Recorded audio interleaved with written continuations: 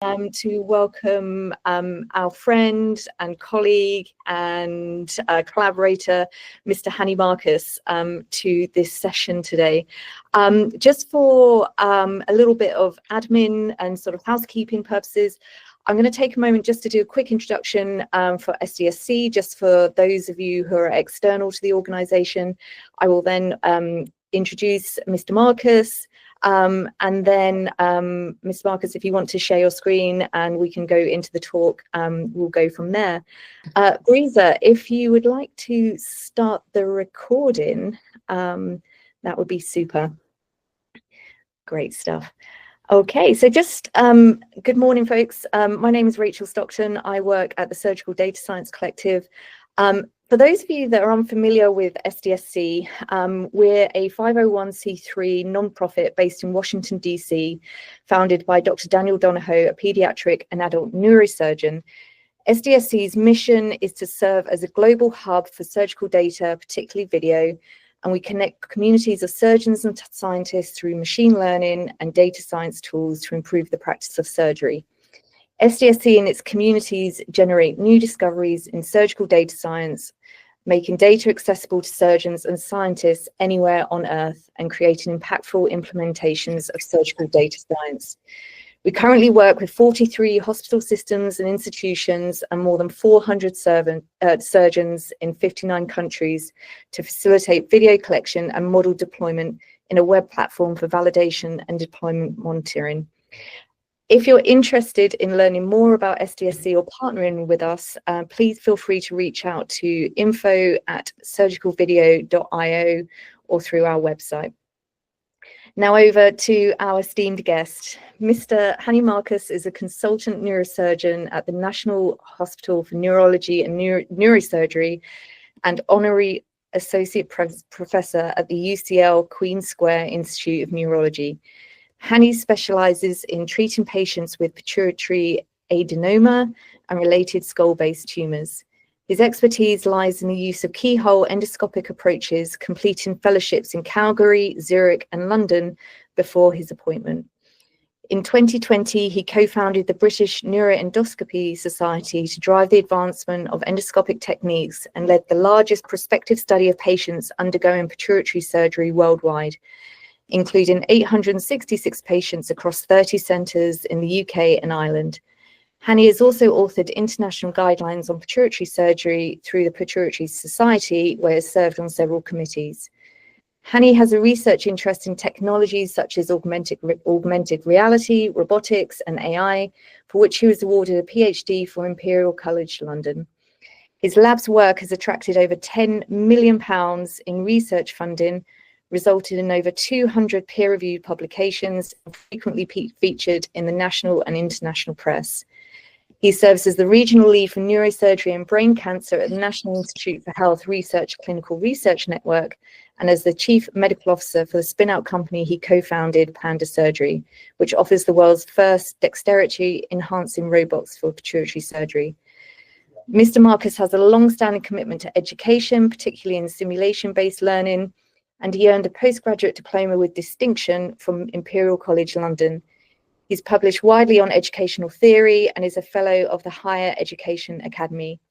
He co-founded the Queen Square Simulation Centre, securing significant funding and oversees multiple courses. Importantly, he serves as the programme director for the UK's first neurosurgery MRES programme, emphasising face-to-face simulation-based learning. We're delighted to have him here today. Hani, over to you.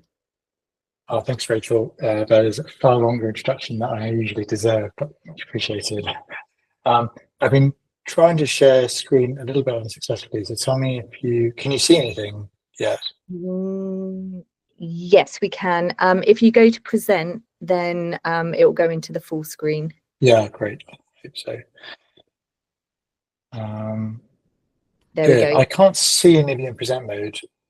But yep, if you can still see me and the presentation, then I'll get started. Yeah, we can. Great. So again, thank you so much for the kind invitation. I've had the pleasure of being involved with the SDSC, I think, close to its inception with Dan, and it's a collective I believe very strongly in. It's a subject very close to my heart. And the subject of today is how to take some of the computer vision models that we see at development into surgical practice. And it's not as straightforward as perhaps it may seem. Now, for most of the people on the call, the idea of Surgery 4.0 is pretty familiar. In short, the concept is to use the same sort of technology that we each have on our phones and have had for decades and apply that to surgical videos to yield insights and improve our performance and patient outcomes. This, for example, is a picture of my beautiful daughter, Lily, and I took a picture of her maybe a few months ago, and you can see that the phone immediately draws a box around her head, as it has done for a long, long time. Now, the first step with creating any sort of AI in this space is just all of us agreeing what exactly an operation entails. Now, I'm by practice a pituitary surgeon, but within all of neurosurgery, including pituitary surgery, this had not been done when I started my research maybe 7-8 years ago. And so we spent a long time through the Pituitary Society trying to develop a consensus so all the best surgeons in the world could sit together and agree these are the steps that the operation entails, these are the ones that have to happen, these are the ones that are optional, these are the things that you need to do the operation, the instruments, these are the things that can go wrong, this is the adverse events that would result from that. It feels very straightforward, and if you're not in surgery, it feels so foundational, it might be surprising that it's not already been done. But in fact, it was a really hard task to get surgeons to agree on these very basic facts, and it took some time. And in the end, we did come up with that. That was published, as I say, a little while ago now, well over 5 years. And that's been the basis of all of our work in this space. We now have done similar things in other operations in the brain too. So we've done a similar thing for other types of skull-based surgery, and for vascular surgery, and for spine surgery, and hydrocephalus surgery. And the hope is to have this sort of foundational work across the board.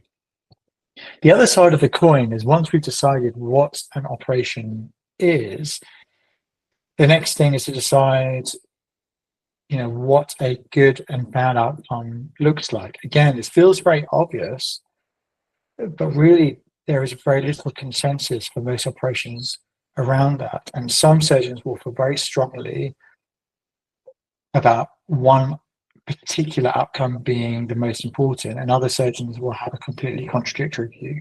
So as an example, in my field of pituitary surgery, one surgeon might say that it's very important not to have patients with post-operative CSF leaks of brain fluid through their nose. That requires more surgery, risk of infection, and it's easy to fix if you just repair the base of the skull very heavily. But the flip side of that is that is a more invasive procedure. You may, take fat from the abdomen. It's an extra scar in some patients. And so another group of surgeons will say it's really important to not provide any, excess intervention unnecessarily on this patient. And so actually having a consensus amongst not just surgeons, but also the wider multidisciplinary team, endocrinologists and therapists and nurses, and of course the patients themselves, decide this is what we think is the most important outcome. Is really important. And we did that again through the Pituitary Society and Pituitary Foundation just recently. I think that's published earlier on this year. And one of those key outcomes, perhaps unsurprisingly, is the need for some patient-reported outcome measure, not just the hard clinical outcome, did you remove all the tumour, was there a complication, but also, are the patient's symptoms, self-reported symptoms, better? And again, we did some work developing the first patient-reported outcome measure for pituitary surgery, the POS, and that's now been validated across several centres in the UK. Now, after we've done this very basic foundational work of identifying both the core aspects of an operation and the key outcomes, including patient-reported outcome measures. The next part of this work is collecting data, and that is ludicrously challenging. And I have to say, and we'll come to this later, somewhere where SDSC might be really pivotal in the future. Now, in the UK, we are a pretty populated island country and have about 30 centres that perform pituitary surgery across 60 million people. So it's rather consolidated. And my own centre of the National Hospital for Neurology and Neurosurgery does most operations. So with the National Centre performing many more than one of the next centres. So it's very, very centralised. And that's allowed for us to attempt, national data collection. So I founded a society a few years ago, British Neuroendoscopy Society, and we use that to collect data across almost every centre in the UK. And that was very basic data. We just was asking details about the operation they performed and the outcomes, particularly CSF leaking complications. But the result was that we got a lot of very high quality prospective data very quickly. And during COVID, actually, and by chance, we had the study running during COVID, we were really very quickly able to collect lots of data to show that transfemoral surgery and endoscopic transfemoral surgery in particular was still safe, which seems obvious, but at the time, and Dan Donahue may remember, there was a lot of argy-bargy that maybe was not safe. So we were glad to contribute to that. And finally, the exciting bits. So having spent all that effort doing, what you might say is a distraction, doing loads of work towards consensus steps, consensus outcomes, collecting all this data, we can then create predictive models. And really, this is exactly what any of us would do if faced with this problem. You identify bits of anatomy, label those very painstakingly, and the annotations, again, is something which is very hard to do. And the real meat of a lot of this work is annotating things at a high quality, but spending a lot of annotating both the anatomy and having predictive models identify the anatomy. Then annotating the instruments. This is maybe a little bit easier because instruments are very different to tissue, but annotating the types of instruments can be a bit challenging. And having the AI, again, recognize those instruments automatically. And finally, using both the instruments and the anatomy, identify the steps of the operation. This was the very first research we did in this space with my engineering collaborator, Dan Stoyanov. We work as a pair, so we did our degrees in the same place in Imperial many years ago, and have worked for many years since. And this was work as part of a spin out that was then absorbed by Medtronic. So it's now Medtronic Digital Surgery. But we've recreated it many times in our own group. And as I say, the technical lead for this research as a spin out was also the technical lead for our research at the university level. And to explain what's going on here, this is me performing a pituitary operation, slightly sped up, as you will see. I'm removing the bone here, and the annotations are at the top. So the top left of the screen is the overall phase, the top right is the individual step. Green and red is what the computer is thinking is going on, and white is the manual annotations by an expert. And you'll see that it's pretty good for the most part. It's recognizing the overall phase of the operation as a cellular phase, and at the individual step of first removing the bone, then cutting the dura, and now removing the tumor.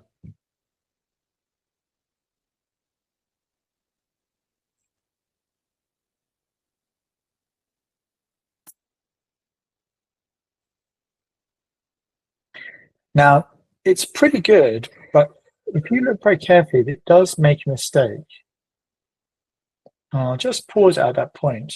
Now, I don't know if you spotted it while my son Tom was talking to me just now, but very quickly you recognize that there was an error made by the computer vision software. And this, again, very early on in our development of this, that it recognized a durotomy as being performed slightly before that step was actually performed. And in the years since, and with better models, we've come to the insight that that's probably a good mistake to have made, because it suggested that the model had already got a pretty good grasp of the operation and was expecting to see the next step, anticipating it slightly before it happened. And that's important as to what we do next, which are the applications. Now, the initial application we've already used at my hospital, Queen Square, is for coaching. And this is a very safe use of AI. I know the SDSC do stuff around this too. And the concept behind this is simply taking the videos of the operations we do, having a structure whereby all the surgeons in the hospital, the three of us that do pituitary operations, sit together in a room on a monthly basis and talk about cases. And then in those cases, we then use the AI to help structure our discussion. So here you see the sort of table that we get as a result. The blue is the things that we do well, where the operation maybe went slightly faster than expected. The red is slightly longer than expected. It's not complex analysis. It's not providing insights that you couldn't work it yourself, but it is making things slightly easier. Now, what's the results of this coaching program? This graph on the right of the screen shows the case number across the x-axis before and after this coaching program was in place, and the y-axis is the OSAT score. Some of you might be familiar with OSAT. It's a very recognized way of evaluating surgical videos. It's scored between 1 and 5. 1 is someone who really doesn't know what they're doing. 5 is an expert, and it's across multiple domains. So to score a perfect 5, it's really rather challenging. You need to be both very, very time efficient in your movements. You need to be very familiar with the instruments. You need to handle tissue very carefully. And so you can see before the coaching, we did a pretty good job, 4s and between 4 and 5 in most cases. But after the coaching, those red dots, suddenly the performance was higher and consistently higher, and reaching 5s where we never really had those before. And again, that's through this very soft intervention of simply providing surgeons some feedback that they can use in a structured way to inform their practice. And this, I feel, is very easily replicatable, and we're doing this on other types of surgery now too at Queen Square.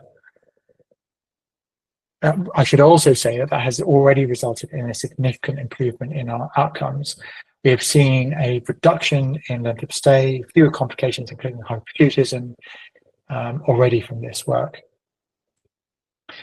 The applications during real time is where most of our focus is at the lab at the moment. And so how does this look? Well, it looks like an extra screen in theatre, perhaps showing the surgeon as they're operating, when there's some critical step, and to the scrub nurse or the theatre nurse, perhaps showing them what instruments the surgeon might need next, and to the anaesthetist, perhaps showing them how long is left in the surgery so they can send for the next patient at an appropriate time and facilitate turnover.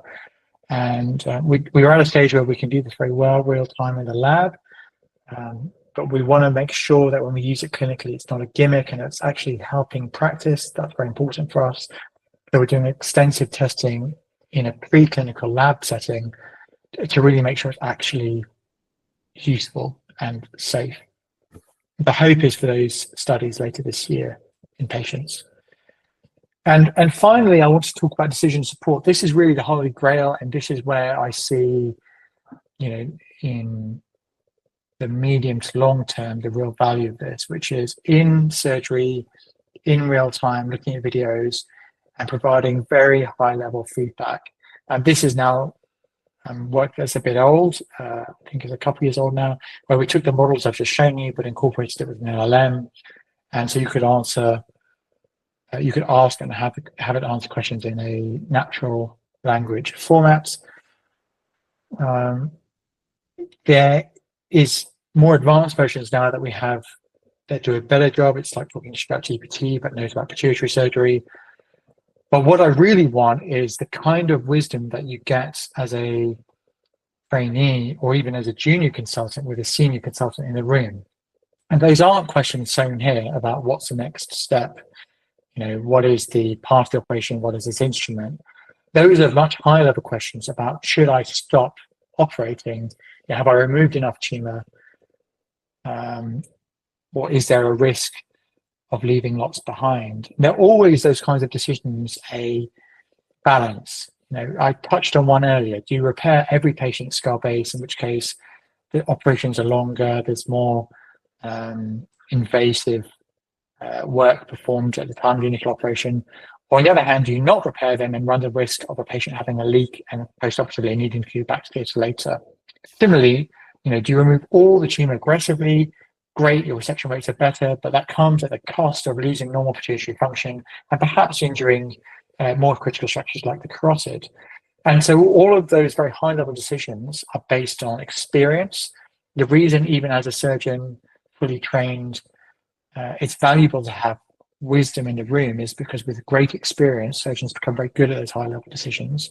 And that's why we see, born out of volume outcome data, high-volume surgeons perform these operations better than low-volume surgeons. They're better at making these high-level decisions. And I really feel that computer vision, already our model has seen more operations than most surgeons in the UK, will be able to help. And it's done so in other specialties like urology for prostatectomies, providing some insights into exactly what is it that's making an expert an expert, what kinds of maneuvers are best and when. And that's really what I think that the vision is from me and others in the field like Dan. Now, how do we get this into patients? So I've already shown you that we have now done a lot of work to create consensus around the steps, the outcomes, collect the data, annotate the data, create the models, and now use some of these models offline. How are we going to take them to theatre and use them online? How are we going to use them for these deep insights that I touched on? Well, maybe if you're on this call, you might think this is kind of a stupid question because this has been around for many decades in clinical practice. All of us in medical school were taught phase 1 studies, phase 2 studies, phase 3 studies where you have RCTs and phase 4 studies where you have surveillance. And that's very well established for a drug, very, very well established indeed. So why don't we just use that for AI and surgery? Well, in actual fact, it's a really poor fit and doesn't work at all. And to illustrate that, I wanted to show you a couple of examples from our group. Now, this is some preclinical work in the lab showing one of those models I demonstrated earlier with AI is showing the anatomy. In this particular case, it's focusing on the stellar anatomy, so that's where the tumors are and the bits you want to expose. You saw me removing that bit of bone in the video just now. And here we had surgeons of different levels of expertise color in where they thought the cellar was, and then the AI would provide some feedback, and then the surgeon would weigh in and having looked at the AI feedback, decide whether or not to change their initial suggestion and then get a score based on overlap with ground truth. Now, I don't know if anyone's able to shout on the answer. I can't see people, but is anyone able to predict and shout out the answer if you think you can? Who would benefit most from that, novices or experts?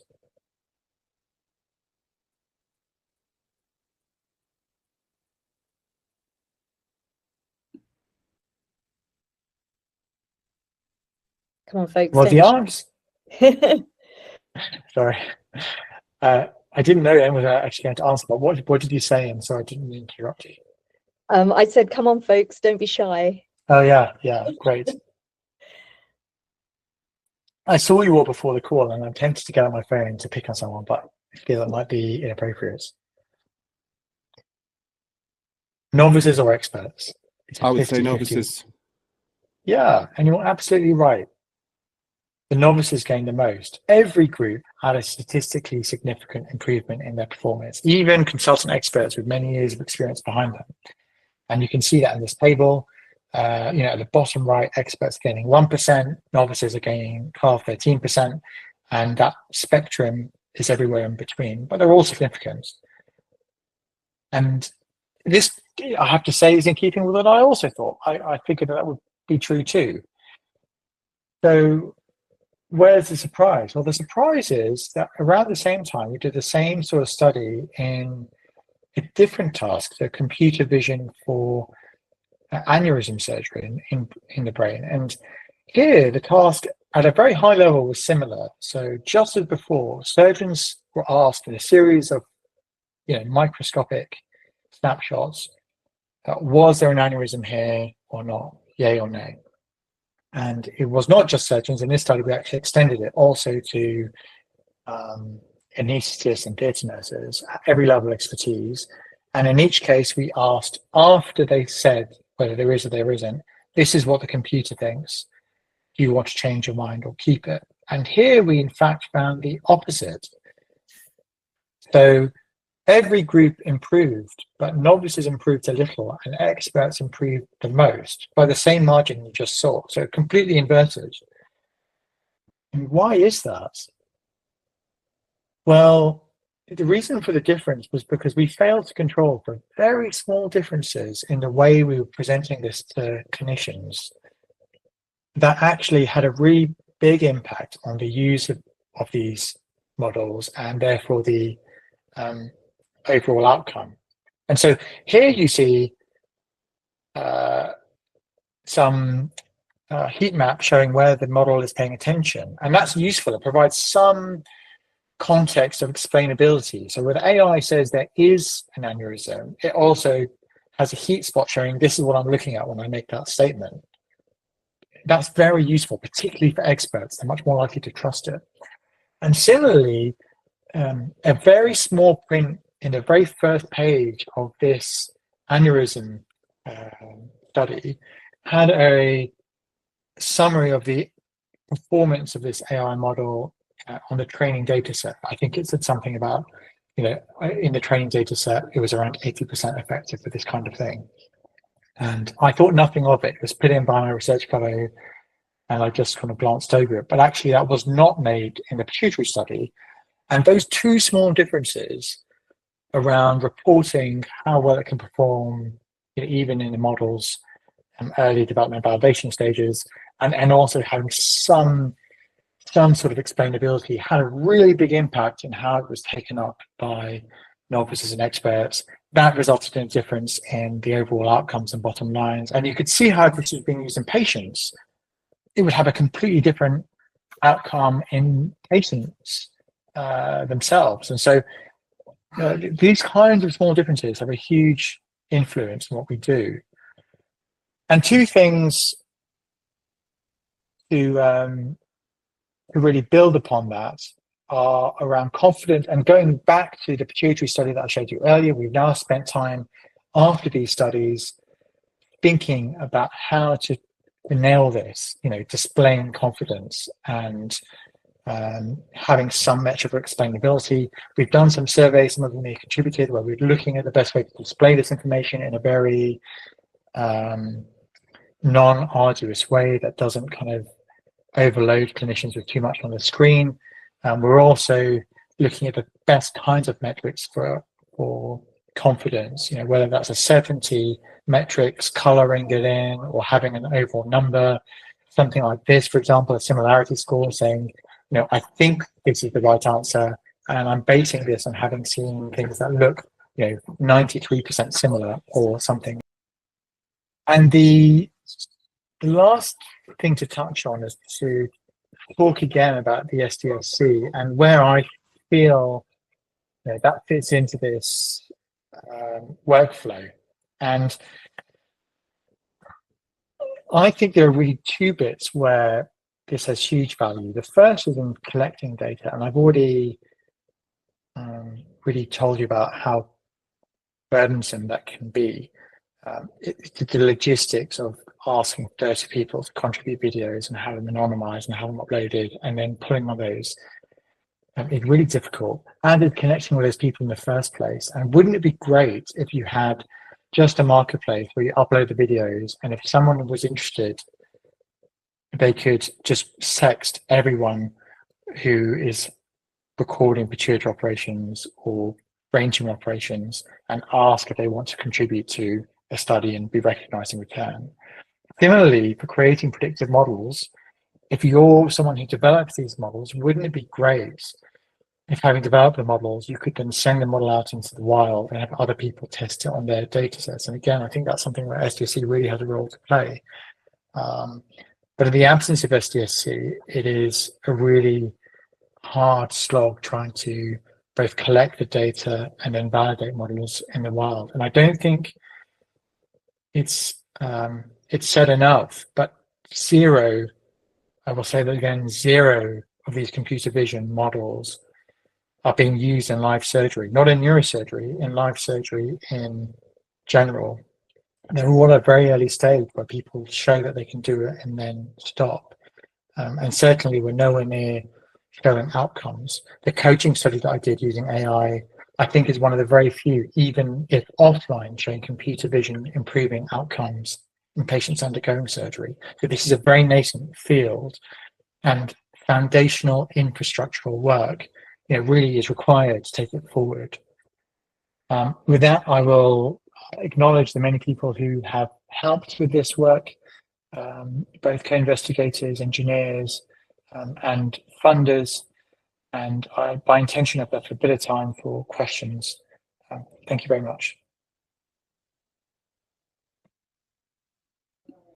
I would also say, sorry for the interruptions. As you heard, I have a son that came home from school very excitedly when I talking about dinosaurs. Not a problem. Thank you so much for that. That was fascinating. I can already see, Ahmed, that you've raised your hand if you want to ask your question. Yeah, you just mentioned these models haven't been used in the OR yet. Can you talk about the regulatory? Yes. Yeah. Can you talk about the regulatory environment in the UK? Because here we have to go through many, many years of FDA and whatnot. Yeah, it's even worse in the UK, I think.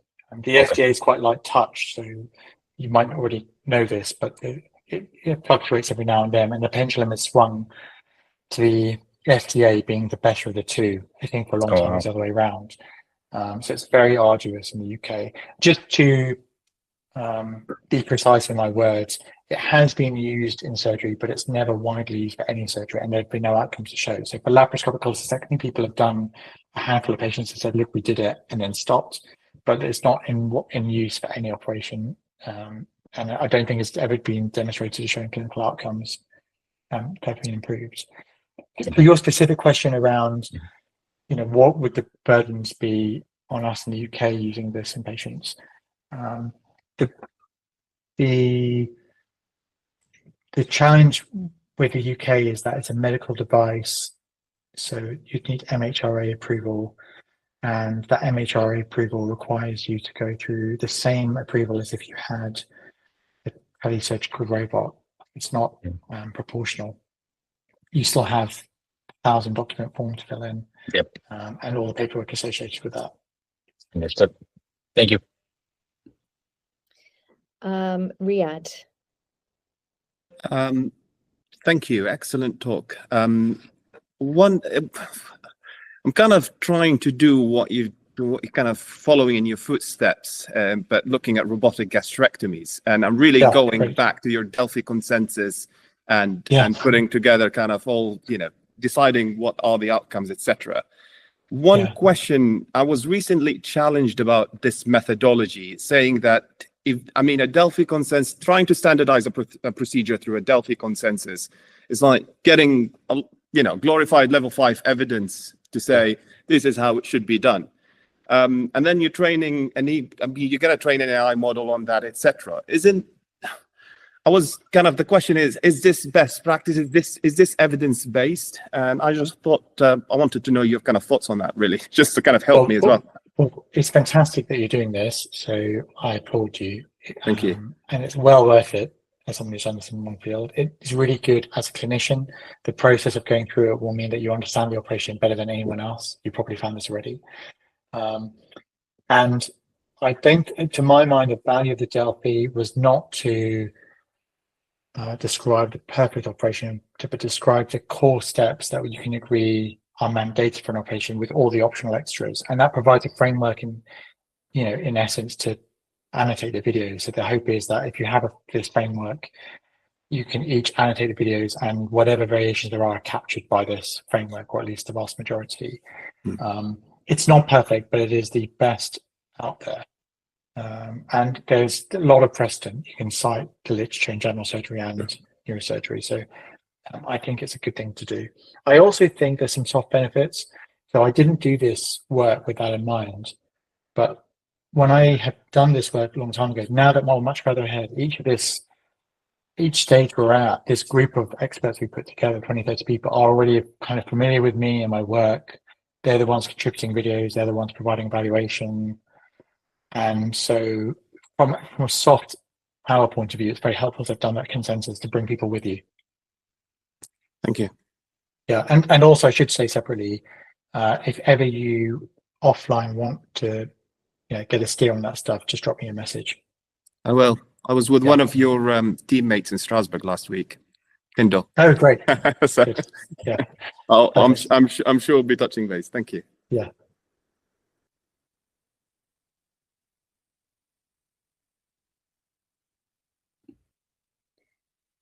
I didn't see any. Yeah, I didn't see any other hands go up. So I'd love to ask this question. So clearly, like, the evidence base in terms of the efficacy of like your coaching program amongst, like, from the least tenured to the most tenured surgeons is very clear. What are the barriers to rolling this out across surgery? Yeah, it's very pleasing that that result came through, and I was surprised because it was very early. It was very soft touch intervention using very basic models. And to be candid, I think part of that is simply the fact that people know that that there's a structure to their mentoring. So people up their game if they know every operation they do is being recorded, and some of those will be randomly discussed in the next meeting. I don't think that's conscious, but at least unconsciously that probably has an influence. Thank you. Kate, I see you've got your hand up. Hi, thanks so much for the presentation. It was really excellent. My question digs a little bit further into Rachel's, and I was curious if in the research that you've done, if you have had explicit conversations both with junior or novice or expert surgeons about their concerns regarding this being used as a rating system for their skills or further follow them in the future. Yeah, it's a really good question. I have to say that I felt the same way as you. I thought trainees would feel really a bit twitchy about it, but it's turned out to be the other way around. It's consistently rated the best part of their time on our rotation, those coaching sessions. And the models that we use have been consistently rated as the most useful bits of training that they do before and after joining a rotation, because it forces them in a very safe way to get feedback from a model where maybe they would feel uncomfortable talking to an expert or having us pay that much attention to what they're defining as the boundaries for the seller. So it's been the other way around a bit. I think it's quite rare generally, if you're a surgical trainee, to hear experts really, really talk hard about the nuances of an operation, which we now do. So at least in our practice in the UK, it's not at all the case that surgeons would generally just take an operation and dissect it apart and talk at length about the best way to perform this particular maneuver or not. And trainees really like that. They really like hearing surgeons debate what the best way to do an operation is. Just follow on from my original question, because I've just been sort of noodling on what it was that you said. I'm curious whether, as a research field, whether this is always just going to remain a very sort of like niche, very dependent on like the specific use case kind of technology, or whether you believe that it can ever scale to a degree where it's something that you see in the OR, that it's given real-time feedback during live surgeries, or whether it will just remain something that is smaller, very sort of procedure dependent? I'd love your thoughts on that. Perhaps, like, whether you think in 10 years' time that this field could be extremely different. Yeah, I'm very bullish long term and much more critical short term. So eventually, I cannot believe that there will not be a situation where there'll be an AI in the room looking at the operation and providing some feedback. It would be weird if it's not the case, because we've seen it in every other part of our life. But the question is timing, and it's pretty hard to see crystal ball. 10 years, I don't think might be enough for that. It would probably be 20 years before we have AI that's globally clever enough in lots of operations with enough data to be able to be really sensible across every domain. But it won't be 20 years before we see any results. I mean, as I said, we try and do this stuff in pituitary surgery, but I think it'll be bitty for a long time. And then at some point between 10 and 20 years, there'll be enough bits that coherently as a group, we'll just have pretty clever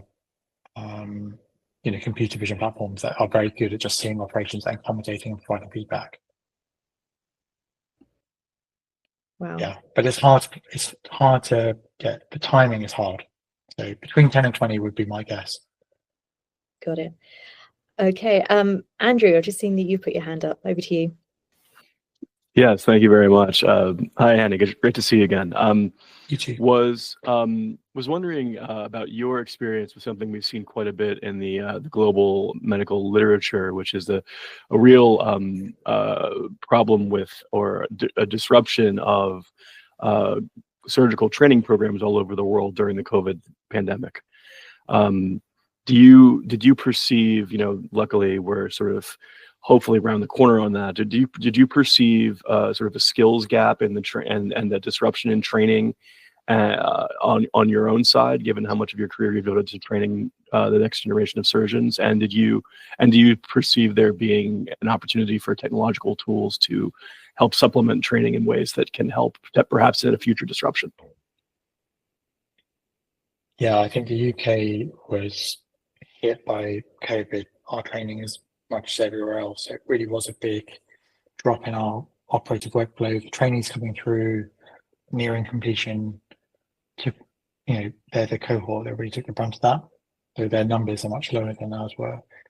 I have to say, we developed in the UK in the Queen Square Sim Centre, in part to mitigate that risk, to force our trainees to spend time in the simulator where they would previously be doing those operations in real life.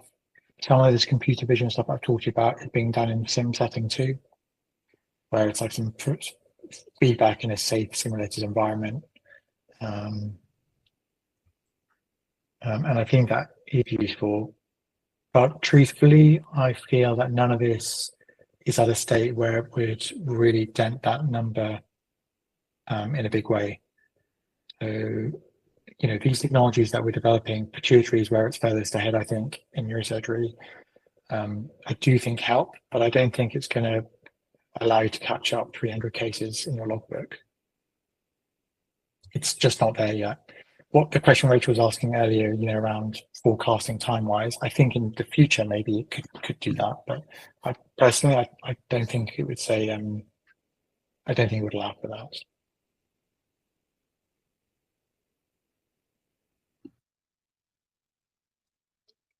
Okay, great stuff. We have a few minutes left, so I'll just pause for a second just to see if there's any more hands go up.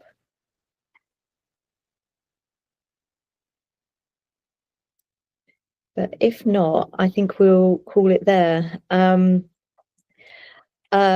thank you so much for your time today. This has been brilliant, so interesting, and I know that we're fortunate to have a few minutes with you after this call as well. So perhaps let's take a few minutes break, go to the bathroom or see children, and we'll meet half past 11 or 11:30 for the Americans on the call. Okay, thanks folks, see you soon. Great, thank you very much everyone.